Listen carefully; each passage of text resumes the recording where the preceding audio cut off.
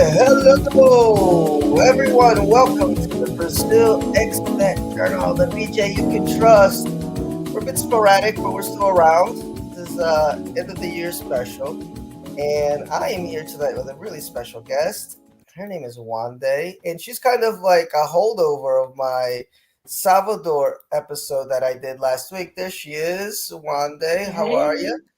And guys, doing good, Phil.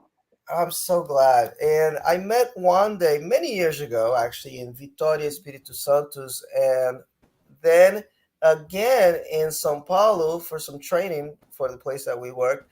And I just connected with this woman.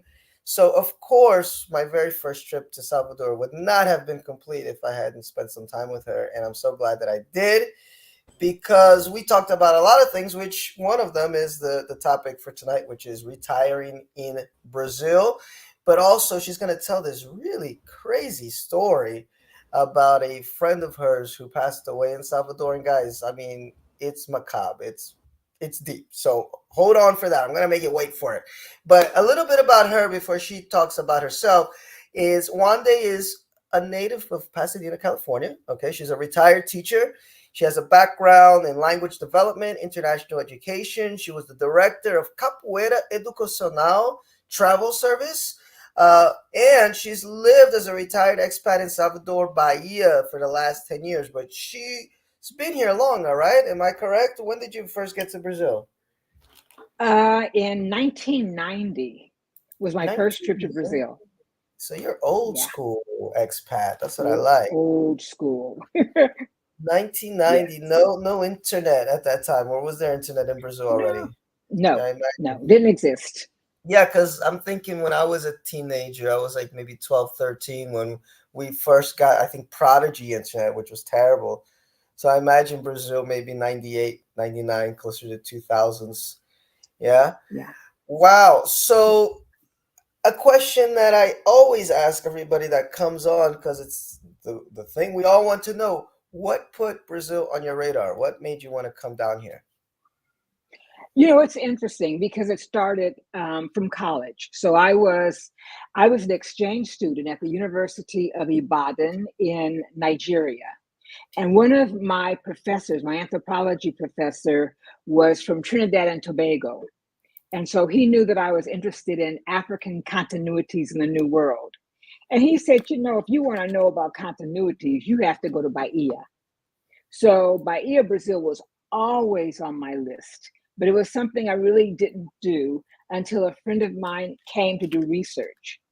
And she said, I went, it was everything Dr. J.D. Elder said it was. And so I'm going back in the summer, you have to come. So being a public school teacher, I had the summers free. And I said, I'm coming. And I think I came for the entire summer. So I was here for like 2 months or so, just taking in Salvador. And it blew my mind. This is Salvador, by the way, Salvador Bahia. That's where I stayed, Yes. right in Baja. So I was very close to this little lighthouse here. Very beautiful area of the city. But So go ahead. I was going to say, for me also, we stayed in Baja when I first came, in 1990. So it was a great place to kind of step off and see the city. Mm-hmm. So that's how Brazil came on the radar for me and how I actually got here the first time. And so I was asked to come back to present at this Bienal Cultural de Arts and Lettres, I think. And so I did. I presented a paper on African children's literature and looking at illustration specifically. And I presented that paper at this Bienal, at this Congresso in Brazil. And I met my husband that year. And I came back after that, and we decided we were going to get married, and we did in 1995. And from 1995 on, we started this little organization called Capoeira Educational Travel Service. And so we would bring African Americans to Bahia to learn about Afro Brasilia. And we would spend 2 weeks central in Bahia, but we would travel to the Amazon. We went to Rio, um, Minas Gerais, Ouro Preto. So we had a chance to travel around and we took people all over the place.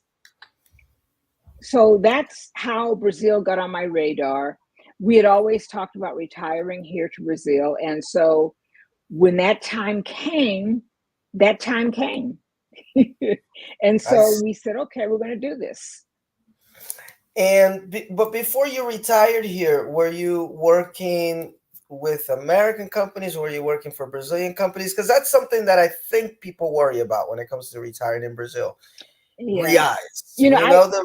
it, I think for younger people, that is an ongoing issue. I think for people who retire, you kind of depend on your retirement to support you and your savings and stuff like that. So that issue for retirement people is different. You know, we're not necessarily looking for a job, another job. But unfortunately, no, fortunately for me, when I got here, we came with a 15-year-old. So my daughter was 15 years old and she still had to finish school. So she Mm-hmm. went to a Brazilian high school. And the program that she went to was the program that I met you, the American high school program. And so they found out I was a teacher and they hired me on the spot. And Mm-hmm. so I taught in that program for 7 years. So that was how I made my reais. But, you know, Brazilian teachers don't make a lot of money at all. And so most of them work 3 or 4 different jobs. And baby, I was retired. I wasn't looking for no 3 or 4 jobs. You know, the one little job I had was enough. So um, I think it's a different dynamic for older people. In what So that's sense? Like, how would you put that in in the a sense, nutshell? Like, a in different a dynamic. sense, check coming in. You do have a check coming in. That's in dollars. And Mm-hmm. so the exchange rate is different. And so you're going to get 5 times more reais in Brazil with that $1 American. And I see what you mean. most retirees who've gone to Mexico, Portugal, Panama, you know, we are everywhere. And most of us go because of that reason. We're stretching that American dollar. Um, it makes a big difference. It does make a big difference. So basically, what you're saying is pensions. You have that, or Social Security or whatever retirement money. There's something coming in if you Right. spent your whole life or most of your life working in America or whatever other country, England or wherever, and you come to Brazil. Yeah, that exchange rate helps a lot. So if you are a young Yes. person thinking about retiring in Brazil, and I know a lot of young people that are so in love with this country, you need to start thinking now about that income stream, because Brazil obviously does have the INSS, which is a retirement fund too, Mhm. but it's not as much money, maybe. I mean, you can't stretch it as much as you would the dollars, I imagine. No, I don't think so. And I think most people who come and live in Brazil would like to make more money than Brazilians make. I mean, you know, as Americans, you make a conscious choice on how you're going to live, and you don't want to live like an American. You know, you want to go ahead and accept the fact that you're going to eat and do a lot of things that are indigenous, Mm-hmm. but there are times when you also want to have more money on hand. And so when I talk to young people, many of them, my friends, work for American companies remotely. Mm-hmm. And so they're still paid in American dollar. Many of them are in tech. So that's one thing I think is a lead, that Mm-hmm. being in tech, you do make that money. You do have those connections. Yes, Um, and ag- I'm just sorry to cut you off, but I also no, our mutual friend Kira, she works in education. So even with education, you can work remotely. Although she's kind of moved around a bit, with as far as job wise. But that's great advice. You really, really, really should, if you're considering long term, think about you know keeping yeah, a Brazilian, an American job, or the other side of that coin. One day is kind of like me. I settled down with a what do you call it? A registered job. Like you have to get a registered job in Brazil, but get one that pays well enough, where you're gonna mhm, get some retirement fund, where you're gonna get right, that FGTS, et cetera, and you can do some things on the side but Yeah, um, doing it freelance can be tricky. it's hard. But to do that route, you have to also have the correct papers Hmm. to go within that system. So many of those positions you can't have as a foreigner here in Brazil. Those Bingo. jobs are designated for Brazilians. So And even if I that's, wanted to teach in a oh, I'm sorry. public school, I couldn't because those jobs are designated for Brazilians. And then Hmm. secondly, I'd have to have the correct documents, you know. So that's another hindrance. So, but I did want to just say what you said about the multiple streams of Income. payments or money's of income is so important. Hmm. That is so important. And I was going to say also, there are a lot of jobs that are online in education. You know, many people here, expats, teach English as a second language to students all over the world via the internet. Um, Many teachers are doing tutorials and teaching children all over the world who are homeschooled. So there are a lot of possibilities. There are definitely a lot of possibilities. And to add to that, that's where I have a little asterisk next to my name because I was born in Brazil and raised in the US. So I have a little bit more facility to be able to do those things here Right, as far as, different types of stuff. But even then, I'm doing a second graduation so that I can work in other types of schools because my right, US stuff, won't be valid for just a regular Brazilian school unless it's a international program or something like that. But in the future, I actually right. do want to work in a Brazilian school, so I'm Yes, doing this the university course down here in Brazil. So it's a lot to think about, guys. If you are young and are in love with the country, just remember it was just yesterday I was in my 20s. me too. Time flies. Time flies. Yes it does. Oh my God, yes. But I think the other thing about Brazil is that, you know, depending on how you come and what visa you have, within some visas you are allowed to work, and then others, of course, you cannot work. So that's another thing. And then I think Brazil also has that the nomad visa for people who are working in tech. That's new. The digital nomad visa. Yes. Right.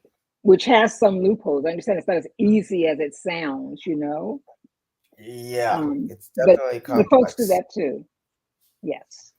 Definitely complex. Um, Let me, to switch topics. I want to hit various topics when it comes to retirement, and Mhm. one that I think is also prescient is healthcare. And health Yeah. services in Brazil. How would you rate them, or do you fly back to the U.S. for anything more serious? What's the situation with that? Good question.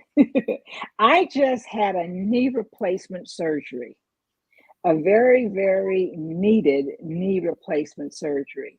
And I had it done here in Brazil. And so I was in a hospital, I guess it's 2021 during the pandemic, and I was in a hospital that was totally orthopedic, so they felt safe to have surgeries there. So I went and had a surgery, and I must tell you, I had incredible care. I had incredible care. I used Brazilian insurance that I bought through my employer. Um, Also, there is a program here called SUS.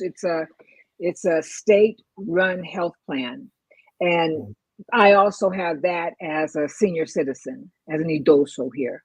So I Mm-hmm. use that. So it's two-pronged. When I left my job, the one I had for 7 years, my insurance held over for a few months, for 6 months, and then I Mm-hmm. had to go through the process of finding a second insurance, my own insurance, and that was the issue.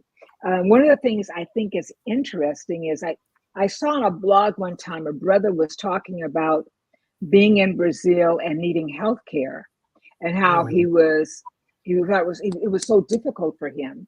But if you're here and you have your documents in order, you can get that SUS, that SUS, and you can Mm-hmm. also buy Brazilian health insurance. So you don't have to necessarily get the expat health insurance that people buy in the US that follows them around the world. You can do that. But there are insurance programs here. Some people are afraid that the Brazilian insurance dings you for having pre existing conditions. And it's not so. They don't even care. What they use as their control in terms of pricing and stuff is your age. Is your If age, you're yeah. old, you're going to pay. You're going to Yep. pay. And if you're young, you pay absolutely or close to nothing. Mm-hmm. So that's private health insurance. So there is no pre-existing condition thing on it. It's Yeah. simply how old are you? Yes, I Um, saw and this. Let me actually, I'm gonna try to open one up so people can see what she's talking about. But yeah, guys, it's really, really based on age, and it's pretty easy to get. Uh, and I had it too through the same company, of course. And I have to agree with everything one they said. You know, as a young person, it worked wonderful. You know, yeah, the what do you call it? The hospital attendees, the nurses, everybody's very yeah, nice. We're with a different company now that I'm not as happy with, Notre Dame. But okay. what do you call it? But Emil was one that I had been using before, which is I this one had right them here. also. Yeah. And, you know, here they have different plans as far as, you know, this is dental, obviously. But if you see, you know, here it says starting at this price, it's much higher than this one, which is lower than that one. But then that's what they're offering, you know, if they offer what type Right, of services that they offer. But then once you get into it, then, well, I'd have to fill it all out. Then you're going to see that the price is going to raise based on your age for the most right, part. You know, that's what they're going right. to be looking at. But of And, course, and generally speaking, I'm sorry, I was go just going to ahead. say, generally speaking, Brazilians tell you that it's important to have your own private insurance because you're not sure exactly what you'll get from the government health program. And I've talked to expats who have said they've used the government services, and they were fine. They were good. So Well, my orthopedic surgeon spoke English. He trained at Harvard, hmm and so I had absolutely no problem. He took wonderful care of me, and his auntie is a friend of mine. So I was connected. I was well connected Oh, we'll get into in being that sense. connected in a little bit because that's very important when you're going to retire anywhere in the world, but especially Brazil. Yeah, But by the way, guys, look, I did find it here. This is from September 2022. But you can see that on this plan, you see how the price just keeps going up depending on your age. If you're over 59, as one they said, you're gonna pay. You're gonna pay. The man, that's a lot of money. you're gonna pay. And there you go. And then these are all the different plans. And again, different plans are like, what do they offer? You know, you can have your own hospital room. You can, you know, have 24-hour, sir, whatever. But Yeah, yeah. they're all split up on age. Um, Uh, guys, let me do a little plug for my own show one day. And please like and subscribe. I always forget to say that at the beginning if you enjoy this content. But, and I know a lot of people listen on replay. So leave comments and we'll answer them later. But I also want you guys to check out a video on the channel with Rebecca Alatheo, who's a good friend of mine. She's a nurse here in Brazil that has worked with SUS, but also worked in the private sector. She's all over the world. She's one of those wonderful Black women travelers. And she said something on the show that I didn't know. She said the same doctors that work in the private sector also work for the public sector. They just go back and forth. Mhm. So she said you're not going to have any difference in service. The only issue with SUS is that depending on where you are, If the infrastructure is not as good, it can sometimes take longer to get services. Sometimes, if you have an emergency, it's good to have that backup of like, oh, but I got a private Right. insurance because this is like hurting me now. Because I've been to SUS before where they said, okay, you have to wait 3 months before you get X service. And it's like, no, it was an earache that I had, like painful Mhm. earache that was like, ah, I could feel it in my jaw. I said, I can't wait 3 months for this. Like, I'm bleeding. Like I can, my gums are bleeding. It's so painful. So I just went to a private place. It was buildup of wax. I never had this before in my life, but I did when I first got to Brazil. In either case, she just turkey basted it out of there. Boom, done. Paid 100 reais, and I went home. So there's the benefit of private in that sense because of sometimes you just gotta get shit moving. Um, Can I add one other alternative, Phil? yes. Because what I noticed also was that there is another level of protection also for people. There are low cost clinics that are private because you go and you pay, but you pay at a cut rate. And they have all of the, let's say, disciplines. So you can get gynecology, cardiac, all of those specialties from these other kinds of clinics also, where you would pay $30, $40 for a visit Hmm. with a specialist. So um, Brazil is on it, and even our experience of the pandemic, you know, I think in a lot of cases we were well cared for in our state, in my state. Hmm. They are used to having a public health system that works. Where in the US, we have public health systems that don't do nothing for years, and they got hit by a pandemic and had no idea about how to serve a community. But Yeah. these people are serving communities, rural communities, every day. Children with vaccines, the issues that they have with the mosquitoes that, spread diseases. Oh, So dengue. their Yeah, with health dengue. departments, yeah, dengue and all of them. So they have a history of having local health departments that take care of people. Definitely. Definitely. The only asterisk I would put next to that is, folks, the further you get from the major cities, the more the Right, infrastructure can break down. Now, right. yes, there are some very well infrastructured, beautiful towns in the interior, usually very expensive. A lot of rich folks like to live out there. So they exist. Mhm. There are towns, little towns in the interior that have decent infrastructure. You can live a decent life. But it's always that thing that I say one day. Don't ever forget that Brazil is a developing country, and you can get this first world status stuff sometimes here, where you kind of forget that, and then you are reminded very quickly. No, this is third Right. world still. There's still parts Yes, of this yes. country that's very third world. So just be wary of that. Depending on where you live, make sure that you have access to these things before you decide, hey, this is where I want to stay, especially as an And that's older part adult. of and that's part of what older senior expats do. We settle in places where we can get services. That's the other important thing about what we talk about before we move and as we move is the country where I'm going, will they have health care for me? Where will that care be given? And what's the cost of it? So when you talk about issues that we talk about, healthcare is one of them. It's a big one. I can imagine for sure. Yeah. Um, let's move into something else then, which is, well, we talked a little bit about finance, and ways to save your money.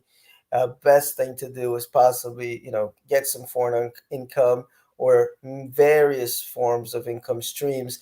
But taxes, how you working that out? Because Brazilian taxes are crazy. Well, I don't pay taxes in Brazil because I'm not working. But my retirement is taxed in the U.S. Crazy, Okay. but it is. So retirement is taxed in the U.S. So yeah, I file taxes every year, and we do that remotely. I mean, I have a tax advisor in the U.S. who takes care of my things from there. My daughter Mhm, has all of my data that she helps to get to that person, and it's done mhm. that way. So it's possible. It's not. it shouldn't stop you. That doesn't stop you. Even I would add the issue of voting, Um, Hmm. I thought, well, yeah, I'm gonna be free of this whole voting thing, but there were some things going on in the US a few years ago that made me want to vote. And Hmm. so I voted. And so part of voting was I go through a local registry in California, and they send me a ballot via email. I vote on that electronic ballot.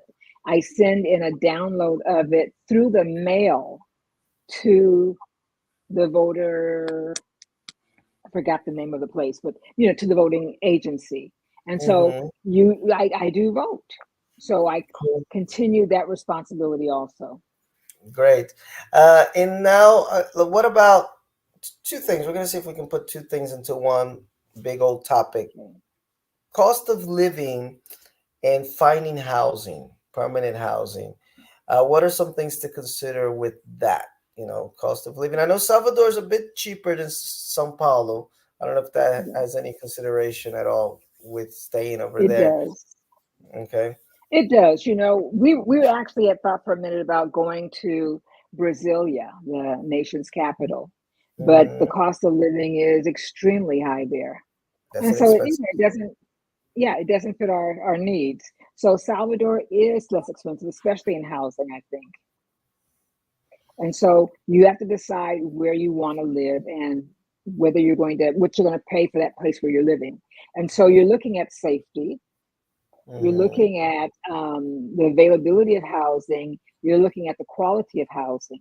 So we live in a community near the beach that has very, very good security.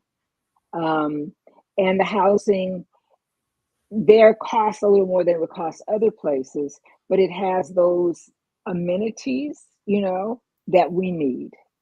So we've done that. But that Yeah, is guys, another issue that you have to deal with. I think it's so important. One thing that I noticed very different from Sao Paulo in Salvador is sidewalks and streets. They're very clean, very Mhm. level. Because that for me is just like a real basic thing that it would drive me crazy if I had to retire in Sao Paulo City, man, because the sidewalks here are insane. I'm sure you've walked down these sidewalks. They're crazy. So even little things like But that, yeah, feel, my dear. You think the sidewalks and the streets are good here in Salvador and Bahia? compared to Sao Paulo, yeah, Oh my goodness, I can't believe that. they're flat, you know? No, because in Sao Paulo, and I only found this out like about, I don't know, 8 years ago, because I Uh-huh. never could figure out like you get a house and you get like, a sidewalk like that. And then you get to the next house and then the sidewalk's up here. And in the next house, the sidewalks, and I'm like, what's going on? And then I found It out happens that here. their city ordinance says that each house is responsible for their own sidewalk. So every house is a different fucking sidewalk, and it's insane when you're walking. You're like you go up steps. It's really crazy. It's bad. So it's Well, bad. in terms of senior citizens, that would be something to look at because one of the issues that I've had is falling in the streets. Mm. I mean, you're actually walking through holes, and sometimes places are not fixed. It rains a lot, so asphalt is washed away quite often. So, the streets may not be as safe for walking. There are Wande, some can you see areas this that picture? are. Can you see this picture? No. Oh, now I Where see it. Yes, I know that. that that's a typical São Paulo sidewalk. Yeah. Oh, hi, Amara. And so, Amara's here. Wonderful woman that I love. And yeah, yeah, like imagine, you have mobility issues and you're trying to walk up these sidewalks. It's really, really bad. Um, so I think that's super important. That's super important. Finding places where you have very mobility. important. Um, Climate. How much does climate have to do with, uh, you know, how much does climate have to do with your decision? Talk about climate for a little bit because I got people outside my house and I need to open a door for them, I guess, because they're driving me nuts. So Okay. give me 2 seconds. That's life in Brazil. People outside your house. Well, give me a second. So, talk a little bit about if that has anything to do with your decisions for retiring. Sure. I have a lot of friends who are from the East Coast, and they moved to California because they couldn't stand the cold. And they said they didn't want to live in a cold climate anymore. So they stayed in California when, there were family needs and business that needed to be taken care of in the East Coast. But they made a commitment to stay in California. And so California's weather is good, you know. However, Bahia's weather is fantastic and beautiful. I think here in Bahia, we don't have the humidity. Like it's hotter and more humid in places like Florida and Atlanta and Washington, D.C. than it is in In, Bahia. in And the Rio, temperature, hmm, and I didn't Rio hear has you. that humidity that's crazy. Yeah. Yeah, we don't have the high humidity here. And you probably noticed that when you came. It was Yes. warm, but it wasn't an oppressive, humid kind of thing. A lot of people have air conditioning here, and they run their air conditioning day and night. But we don't use it. We open up the windows, turn on the fans, and we're fine. We do very well. Until the So, bats start flying in. yeah, I made my peace with them bats. Okay. Anyhow, uh, let's keep it moving because I'm enjoying this, and you're giving me some good Okay. ideas too for the what do you call it for this? Let me see. As far as your house that you bought, how did that go down? Did it help that you had a Brazilian husband? Was this a house that you bought even before thinking of retiring here? Well, we didn't buy a house. We didn't buy the house. We were actually renting the house. And when Okay. we first came to Brazil, we were living with family members. So we lived with family members. We found a house to rent down the street. And then we decided we were going to buy a house. And so we didn't go through a lawyer or through an agency. We decided to just go ahead and do it on our own, which was to transfer money from the US into our Brazilian account to buy a house here in Brazil. And then all hell broke loose. Um, the local bank that we were dealing with, my branch, didn't know what to do. So they were taking orders from the bank in Salvador. And once they got us the information, we followed through on everything we had to do. The issue is when you bring in money into Brazil, large sums, they want to know where the money comes from. And so they want to be sure that it's not drug money or laundered money. So you have to document where the money comes from. So that also included presenting tax information, American tax records and Brazilian tax records. So we did all of that stuff, and then the money was still not going to be released to us. So it was just sitting in the bank. Um, and then when we finally talked to an official, she said that we had gone about it incorrectly, that we're definitely going to need a lawyer, and that we would definitely have to be charged multas, which are fines for Mm-hmm. the way we brought the money in, the fact that it wasn't claimed on our Brazilian taxes. So it was a mess. And I got mad because I didn't think it was necessary to have to pay a lawyer now and to pay fines for trying to bring money into a country that was legal.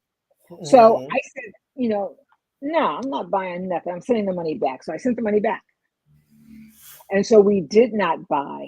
Um, and prices of housing here went up also. And it just became the area that we wanted to live, the housing was just too expensive.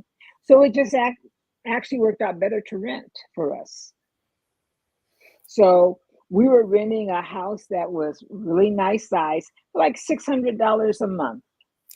Yeah, that's something I want to speak on because when it comes to housing, a lot of people think, "Oh, I need to buy." And I'm so glad you said this because when I was a wee lad, is that the correct terminology? A wee lad? Yes, a wee When I, lad.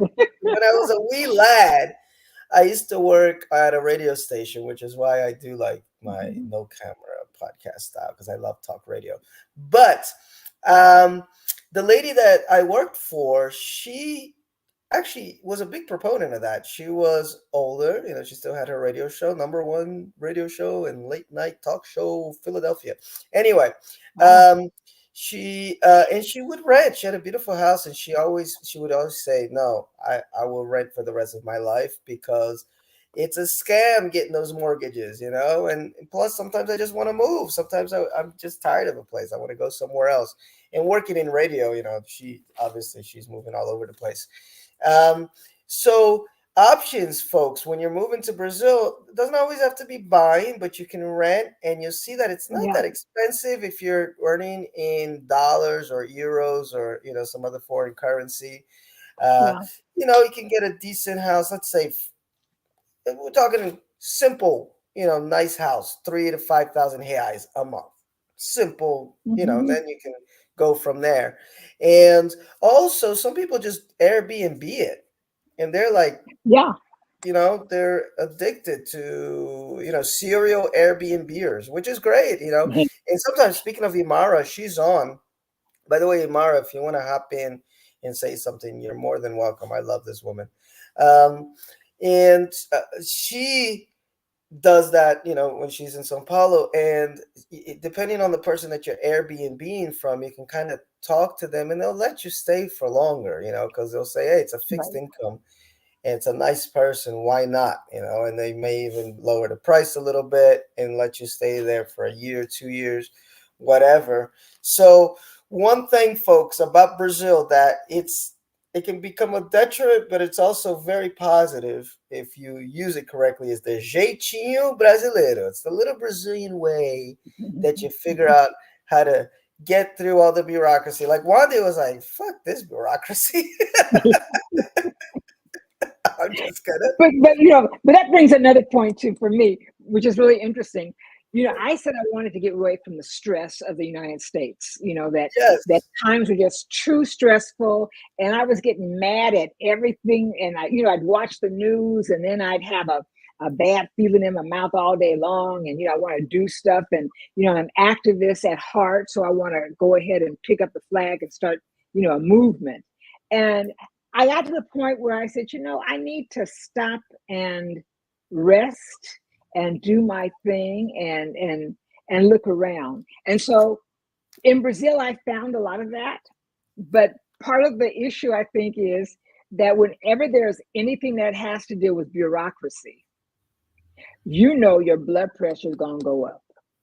It's Hmm. going to be one of those days and experiences. And a friend of mine used to say, whatever you do in Brazil, know it's going to take 30 minutes. Going to the Hmm. bank, 30 minutes at the least. Post office, 30 minutes. So everything is 30 minutes or longer, but nothing is a 10-minute thing. Nothing will Hmm. happen in 10 minutes. That's such good So advice. I got similar advice when I came to Brazil, but it was about going places in Sao Paulo. And my friend said everything takes an hour. Doesn't matter if yeah, it's far away or it's close. And yeah. it's so true because when you go to places that are further away, like closer to downtown or whatever, there's many more buses. So although it's further, it takes an Mhm. hour. But when you're trying to go to a place that's closer, there's fewer buses. So you wait longer. You wait half an hour to go Right, half an hour. So it's an hour, right. So Yeah, yeah, if you add yeah. the hour plus the half hour in the bank, plus the half hour that you need to like de-stress, you really got to take off a whole day if you want to do anything Yeah. bureaucracy wise in Brazil. Because you got to first, you got to do a lot of prayer beforehand. You need at least an hour to prayer and meditation. So that's Yeah. 2 hours. Another hour to get to the place if there's no traffic. 30 minutes in there minimum. So let's make that another hour. So you're up to 5 hours already.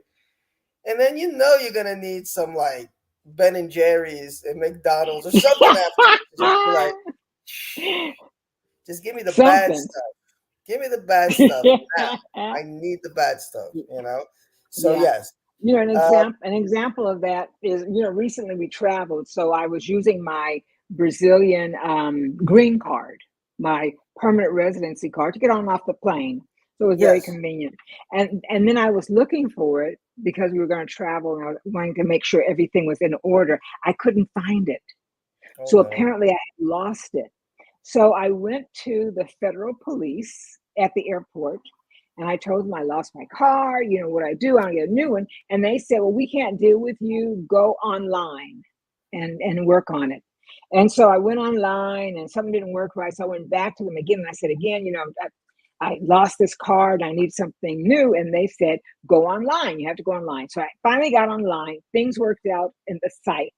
And I had an appointment at the Policia Federal for a new card. And when I got there, they told me if the card was lost, you needed to report it. And I said, I came Oh, here 2 times and I reported it to you. No, not us. You have to go to the civil police oh God. and you report it to them. And then you come back to us with those documents that it was lost. And so I said, but you could have told me that when I came here those 2 times, and then I would have done it. But it's stuff like that. So there are many aggravations, and I think wherever you go, anywhere in the world, you will note that in America, one of the things that happens is that life is far more convenient. This is true. Um, This is true. I mean, people that would get upset at the DMV in the US, like you ain't seen nothing. Yeah, you ain't seen nothing. You ain't seen nothing. DMV, yeah. it's like, woo, welcome to the DMV. Like so this is so true. The good thing, and I'm finishing a book about my time in Brazil, and I have a whole chapter on how Mm. to evade bureaucracy and things like that. The good news is that once you get through that, and I used to, talk to Kira a lot about that. Kira was on the previous show, by the way, guys, if you want to check that one out, Oh, is how stressful she would get and how stressed she would get, during these periods. And I would tell her, look, it sucks. Your first year or two in Brazil, if you're trying to do something serious yeah, like retire here or move here or whatever here, your first 2, even possibly 3 years are going to be hell. You're going to want to give up. You're going yeah, to be like, why?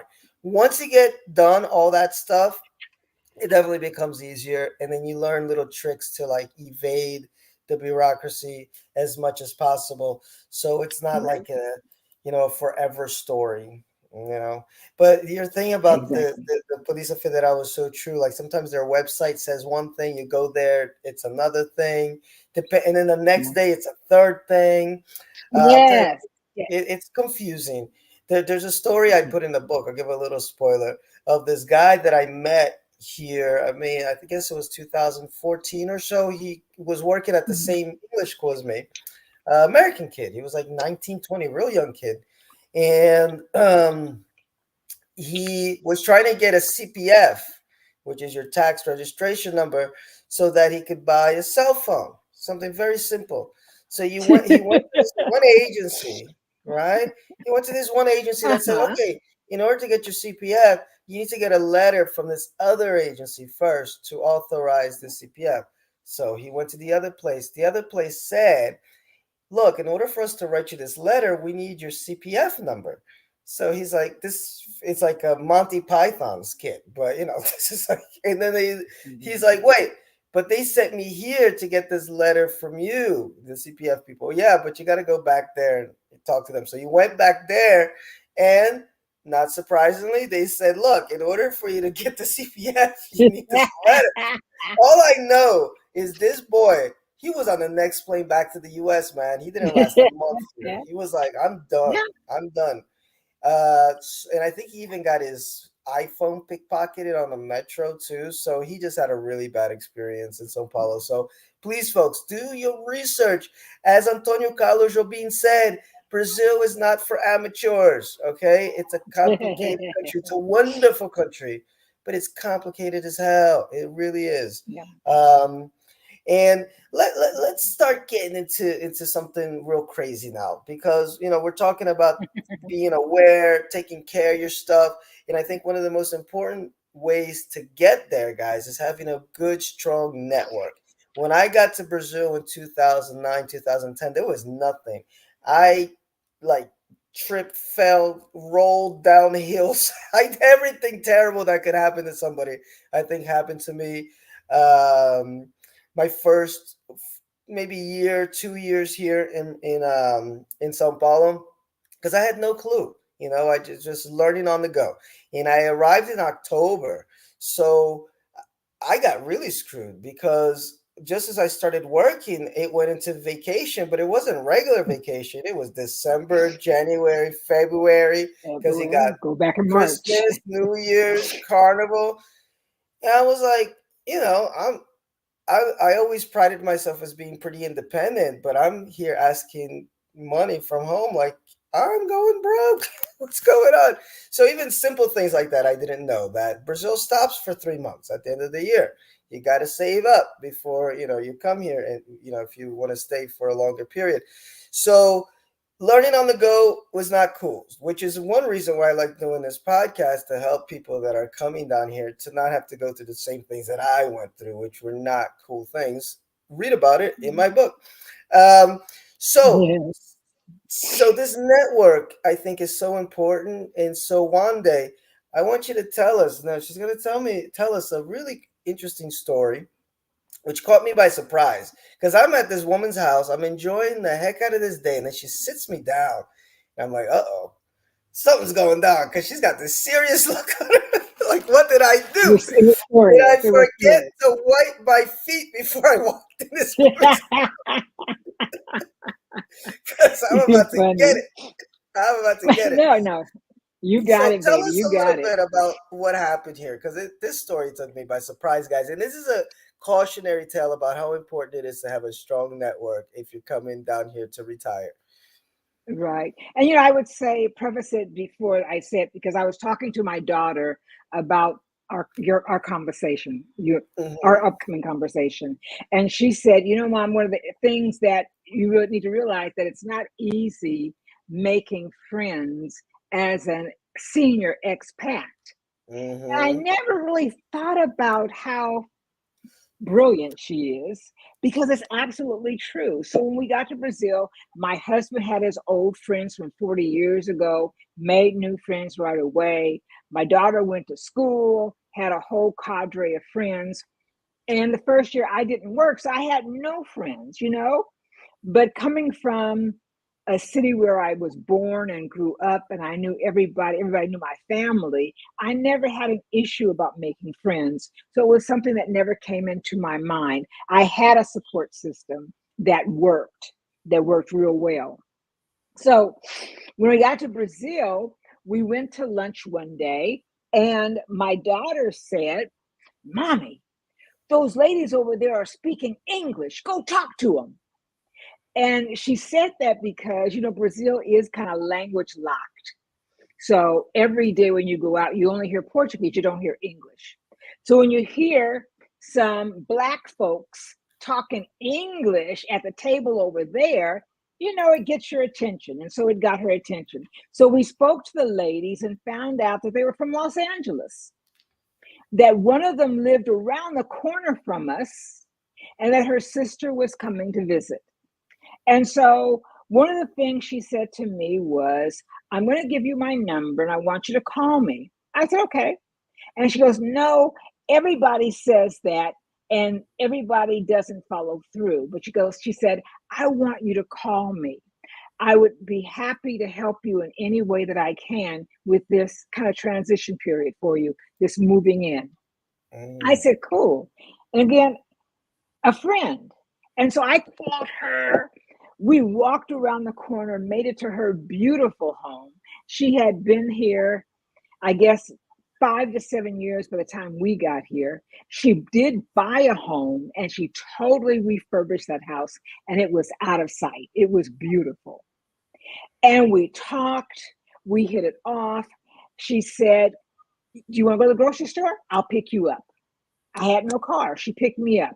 Oh, you need to buy mosquiteiras, mosquito nets. I know where to go.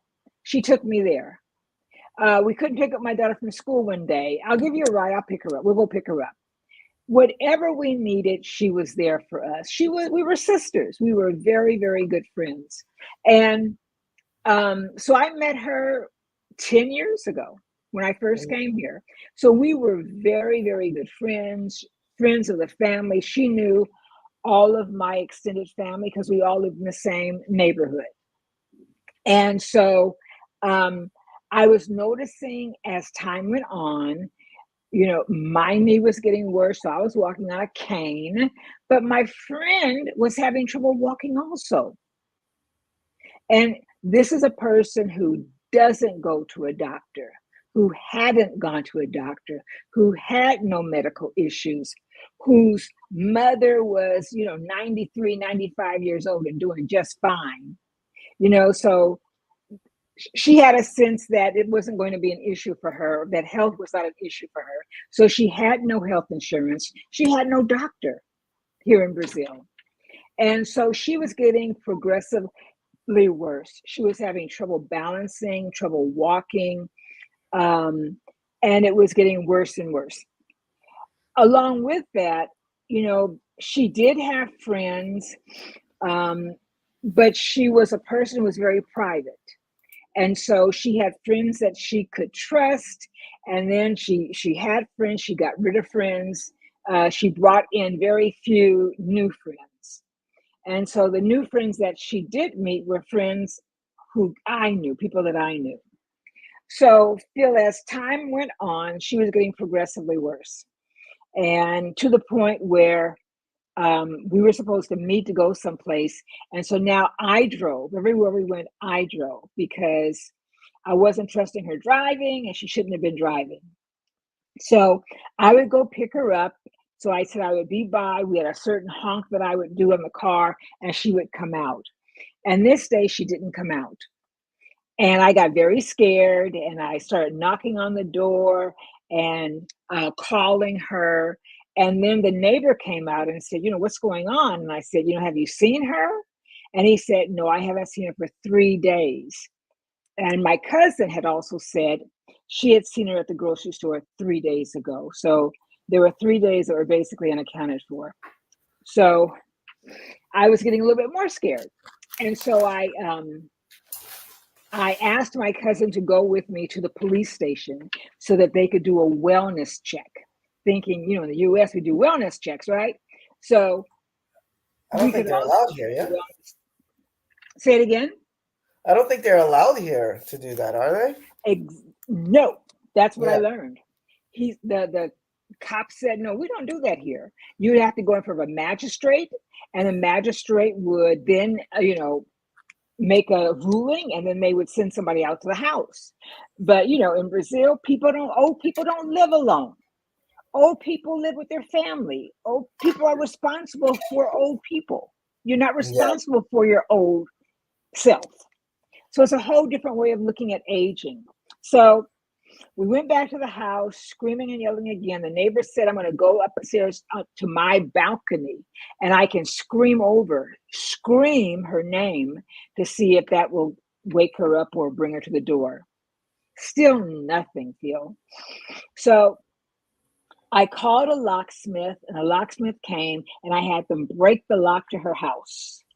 And we walked in and she was there and kind of incoherent and, saying, oh, I didn't hear anything. I thought it was the kids playing next door. So I didn't even think it was you and all of this. So I told her to get dressed and that we would take her to the emergency hospital. We have a very good private hospital near our house. And so I said, you don't have health insurance, bring your credit cards because you're gonna pay. And so she said, okay. So she grabbed her stuff and we got there to the emergency. They said, we'll take you in, but you need to pay before you go in. And they told her the cost was going to be about the equivalent of $600 to do an emergency workup visit. And you all know in the US, you're going to pay $1,500 to $2,000 if you walk into an emergency room, right? So she said she didn't want to pay that. And she wasn't going to pay it. So I was like, okay, you need to be seen by a doctor. And she goes, no, I'm going to go someplace else. So she came out, we took her home and we helped her find another doctor. So we found one of those clinics that service people who don't have a lot of money. And she got a very good general practitioner who set her up with a neurologist, again, paying very little money. And the neurologist started doing his test to see what was wrong with her. So in the meantime, she had some friends who I knew, a couple, and they were friends of hers first. They saw me and they asked me how was my friend doing, and I said, she's okay, she's all right. But they saw her at my house at a party we were having, and they were surprised to see her deterioration, that she could barely walk. She was very, very thin. And they were like, what the hell has been going on? How, what's happened? And so I explained to them what we had done so far, that we had gotten to the point of getting to a neurologist, and they were doing a lot of tests. And so they said, can we help? And I'm like, hey, sure. Because at this point, my husband and I were doing it all. We were taking food over. We were taking her to the doctor. We were taking care of paying bills. We were doing all of those things to help her out, which is what, in my mind, happens in an expat community. When somebody is sick, you help them, you take care of them. And so, or any community, we would do the same at home. And so we did that. And so I asked her over and over again, does your family in California know that you are unwell? And she said, yes, I've told them, but my mom has recently gotten sick and she's gone into assisted living, and I do not want to burden them with my situation. And I said, well, you need help. I mean, you really do need some help. And so, as I said, this other couple stepped in and they said, we can get her to get the imaging done that she needs, a CAT scan. We can do all of these things. And they did. And so, as time went on, this couple brought in wheelchair, a potty chair. They brought in a housekeeper, a nurse to kind of help out. And I'm like, wow, this is incredible. But at the same time, Phil, I was feeling as if I was being pushed out. But more than that, every time I went to the house, I would feel sickish, like my blood pressure was going up. And I could stay there for about 10 minutes, and then I'd have to get out of there. I'd have to get out. And so as time was going on, my husband started saying, I don't trust that couple. And I'm like, you're just, paranoid. You're just doing this Bahia thing where everybody has an ulterior motive, right? And he says, no, this girl is from Rio. She's a carioca. And, they always trying to outsmart and do something to somebody. So I'm like, okay. But as time went on, it did seem strange because there were some things happening. I found out that this couple brought in a realtor to look at my friend's house, to sell it. I also found out that they had been filming her incapacitation. So one day she fell on the floor and she was naked and soiled, and they're filming it. They're filming this. Yeah. And my friend is saying, no cameras, turn that camera off, turn it off. So this was going on. And as these things were happening, I'm feeling more and more distant. But the part that I didn't tell you was that in December, I decided that I was going to contact a family member of hers. I contacted a niece of hers on Facebook Messenger, and I left her a message with all of my details, and I told her that her aunt was very ill and that she needed someone to help her as soon as possible. And I never heard from the niece, nothing. So it was like, God, they're not even worried about her. So as time went on, this whole incident with this other couple started in about, I'm going to say, early January. That's when they started helping out. So by February, my friend was getting weaker and sicker and weaker and sicker. Let me ask you real quick. And This couple, let me ask you very quick. This couple, were they mhm, younger than her? Were they the same age? How did they know her? they had known her for years. In fact, she was their children's English teacher. So she Okay. gave their children private English lessons. The husband was also her dentist. So Okay. they were very well connected and close. And they had knowledge about the medical apparatus more than I did. And so I was happy to have their help, you know? So they did come in, they did help. Um, but then things started getting a little screwy because the trajectory of her illness just was getting so fast. So one day I went over, it was Friday, the 19th of no, the 10th of February. And she was semi-conscious. She was going in and out of consciousness. She wasn't able to hold her head up. And Hmm. so the husband said, we're going to take her to emergency. I have a friend who has an emergency, who has a hospital, and they are expecting her in emergency. So I said, fine.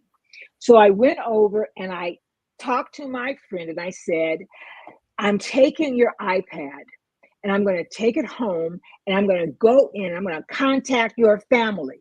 What is your password? She gave me the password. So I took the iPad, and as I was getting ready to go, the nurse said, "No, she likes to play on it, so let's take it to the hospital with her." And I said, she has no ability to play with an iPad right now. I said, I need it. And so the nurse proceeded to snatch it out of my hands. And of course, I snatched it back and I said, no, I'm taking this. Long story short, the husband took my friend onto the hospital. I went home and I told them I would come to the hospital later after they had checked her in because it's going to be a long process, as you know. So I went home and I opened up her laptop, looked in WhatsApp, and there it all was. People were saying, where are you? What's happened to you? And her niece, the same one I had written, said, Auntie, here's my cell phone number. What's going on with you? Someone Hmm. else said, if you're in trouble, we'll come down immediately to help you.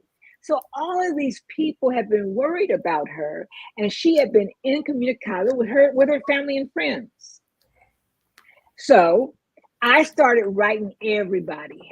I'm trying to get in touch with her sister, who I had met 10 years before.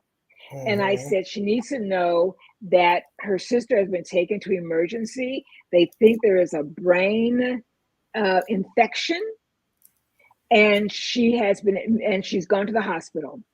So I contacted a number of people, and I got a message back from a friend of hers who lived in LA, who talked to me, and she told me, I knew something was wrong.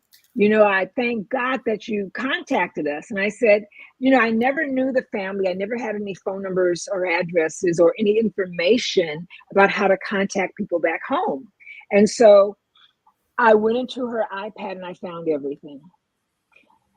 So at that point, we did go back to the hospital that night.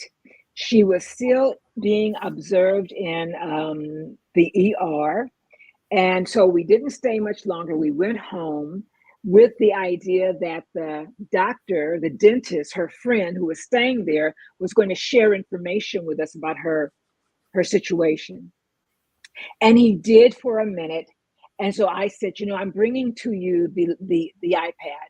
So when I got to the hospital, I gave it to him, and he said, "Oh, she can't use this." I said, "I tried to tell you all that before we got into that fight with the nurse." So as time went on, I didn't know what was going on. So I went back to the hospital. So we took Uber an hour away from our house, made it to the hospital, went in to see her. And she said she had the iPad, but she needed the charger. And did I have the charger? I told her no, but you know, somebody can bring the charger. And then she said, "Oh, my sister can bring it." I said, "Your sister? How is your sister going to bring the charger?" And she said, no, my sister is here in Brazil.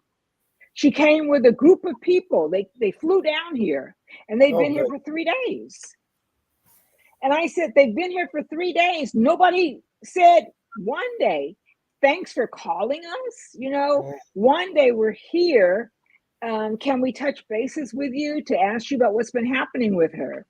Nothing. And at the same time, that couple that was taking care of them, they blocked me also, to the point where my friend left that hospital with a diagnosis of meningitis and was taken to an infectious disease hospital. And I never knew where she went, because by the time we got back to the hospital said, based upon the laws, we can't tell you anything about a patient, Yeah. when they were released or where they went or anything. So luckily, we went back to another friend of hers who knew somebody who worked within the medical community, and they had gone on the computer to this SUS computer, where she was part of that program, and they pulled up her name and told us what hospital she was in. So we went to the next hospital, and we got there.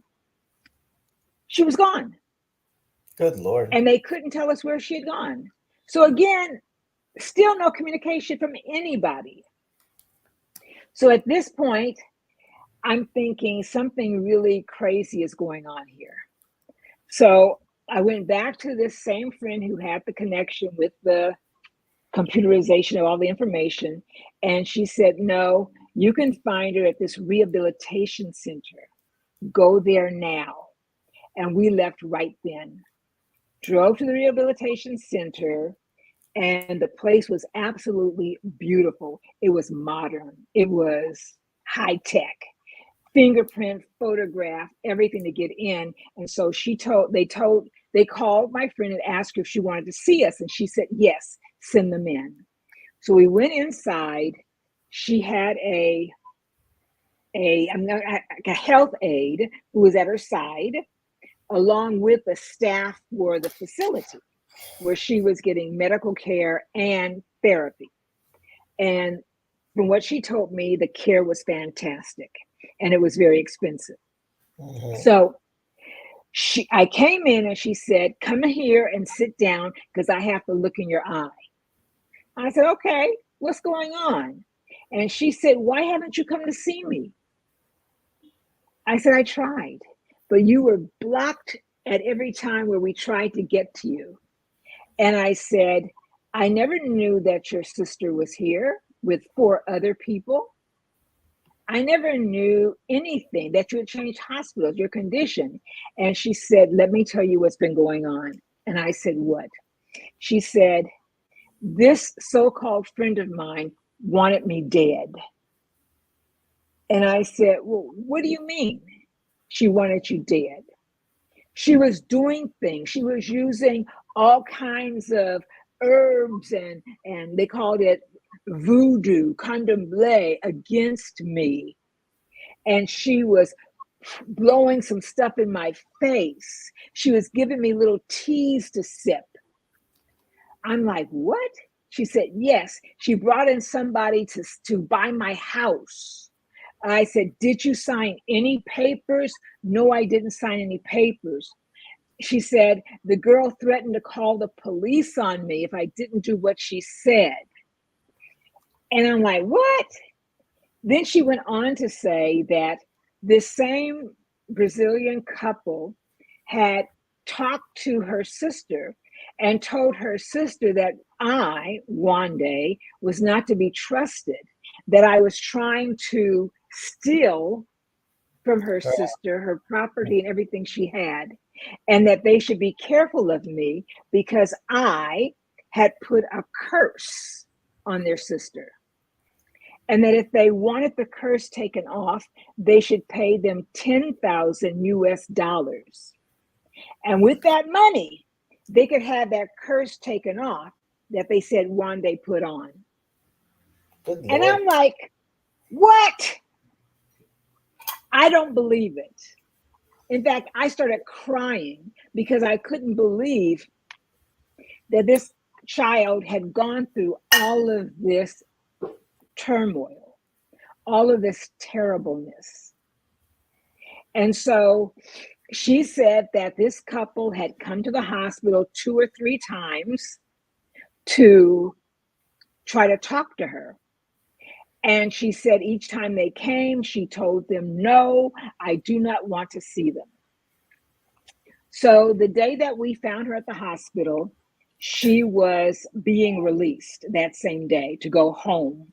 And she was going home with a cadre of nurses and others to take care of her at her house. Her What? family had set all this up, but they had since left No, let me and gone stop back to the you for a US. second. Let me backtrack Uh-huh. to the whole 15,000. Was it 10,000 or 15,000? 10,000 Ten US. thousand dollars. Cause Wanda, I didn't know you had got skills, man. 10,000. Nobody's paying me 10,000 for nothing. Anyway, so 10,000 to get Thank this you. right. Don't mess with Wanda. Anyway, 10,000 to get this spell off her sister. But what was the Yes. family's reaction? Because I remember at your house you told me something about how they actually went to see like a witch doctor or something. I forgot the Yes. details of that. Okay, so along with that, the family said, I guess it's part of the 10,000 extortion, that we're going Mhm. to take a boat ride. And we're going to take this boat ride, and you're going to talk to somebody who can help you get this curse off. And so the sister actually went. Oh My wow. friend said her sister, as soon and as fast as you can. And she did. She got away from them, she got back, and she told her sister this story. So these are all the stories that are coming from this sick woman Yeah. who, for 3 months, is in the hospital. And in those 3 months, this couple is kind of looking at her care, but also telling the sister whatever they want them to know. And most of it was negative about me. Stories that my husband and I, had left the United States because he had killed somebody and we were running away from the law. Okay. I mean, all kinds of terrible things, which she Mm. also said to the neighbors. My friend's neighbors had heard these same stories. So this went on One day, till for, one day, this explains all the machine guns and heavy artillery I saw at your house. At least it's making more sense now. It's now making you more. get it, huh? I get it. Okay, she showed me the private room, guys. Good lord. Anyway, anyway. Can you? I was, I was floored. I was floored. Um, and this went on for a while. So when she went back home, she was continuing to have care.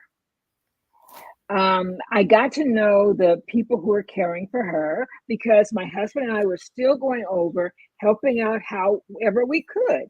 And we were the only people coming over, along with the paid help. So the paid help would ask me, one day, we need more gloves. And I would go and buy gloves. One day, she ran out of pain medicine. I'd go and buy the pain medicine or any other medicine that my friend needed. So we did that. Then the home health aide called me one day and she said she was going to be leaving tomorrow. So I said, okay, I'll see you when you rotate around again because every 2 days they change. And she said, no, no, no, we're leaving for good. Your sister's paying for this service. She said, well, my sister said, and the services will stop at the end of the week. I'm like, what? The end of the week? You have to have help. So it got to the point then where we had to call the agency that was giving care. We set up an appointment to continue the care under our names, and that we would pay the first month of care, and then my friend would go ahead and pay us back and continue paying for her care. But that having the care was necessary. It was extremely necessary. There was no way that she was going to make it without the care. So the care stopped. And so we were taking care of her. We'd go over in the morning, help her get up, get dressed, get ready, get breakfast, and then bring back food at lunchtime. And so one day I went by myself. My husband didn't go with me. And by the end of the day, I was tired and sore and everything else. So I said, I'm going to go home and I'm going to come back tomorrow morning. Don't get out of the bed no matter what. We'll come and take care of everything in the morning. And she said, okay. So I left her my cell phone because she didn't have one working. She wanted to watch Netflix, so she was watching Netflix on my phone. And so I went home. And the next morning when we came back, she had fallen from the bed and she had passed away.